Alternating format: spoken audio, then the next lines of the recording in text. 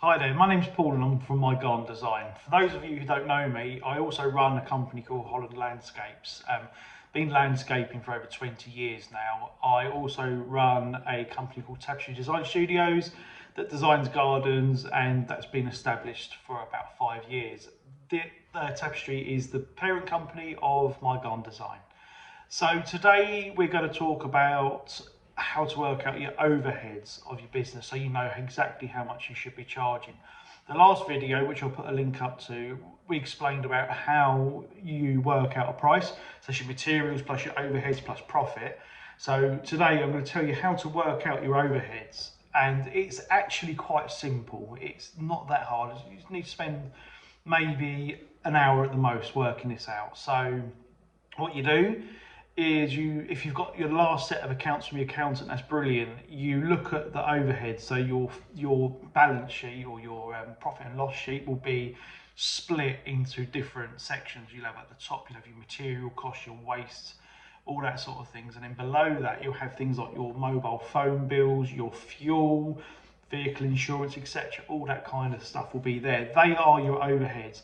Imagine your business stops working, you've got no work, stops working, your overheads still need to be paid. So that's where that comes in. So what you do is you look at it for the year, and you've got your figure there for the year, and you divide that by the amount of days that you work in the year. Don't forget, and it's really important to remember this, you've got to allow for holiday time, so you bank holidays, give yourself some time off work as well, and also you guys that need some time off work, and also allow for wet days, snow days, days where supplies mess you around. It happens, so make sure you cover that. We allow to work 220 days a year. Now you can adjust that, but that's what we work to. So you take your total amount of money of overheads and you divide that by 220. That gives you a cost per day for your business. Now what you need to do is divide that cost per day by the amount of people you have working on site. So if there is 2 teams of 2, it's 4. If there's 3 of you on site, it's 3. If, for example, you work in the office, but you've got 3 people on site, don't include yourself, because you're not what's called a profit centre. You're not earning the money, you're an overhead of the business. That comes in separately. So you divide it by the people that work on your site. So you've got your figure, you divided it by 220, or the figure you're going to use for working days per year.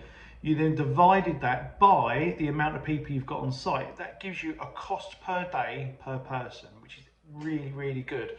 So you've now got your costs.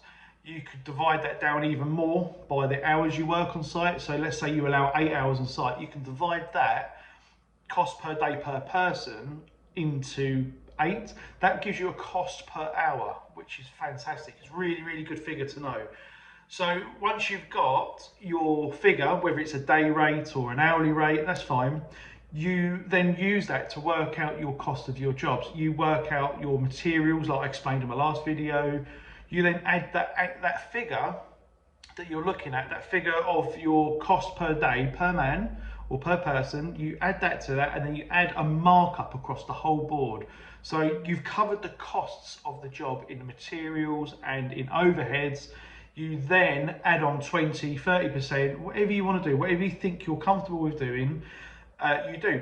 If you're really busy, I see so many guys out there at the moment who are booking in for the end of this year. Why aren't you upping your prices? You've got so much leeway, you can afford to lose a few jobs.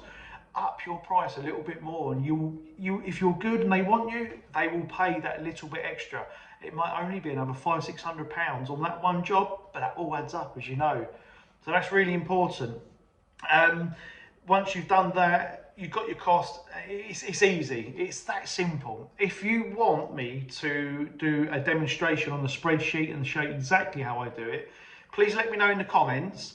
I will then come up with a spreadsheet and I'll give you an example of how it works. And I welcome your feedback. Like, comment, share this video, and I look forward to hearing your comments from this video and all the others. Thank you very much. Bye-bye.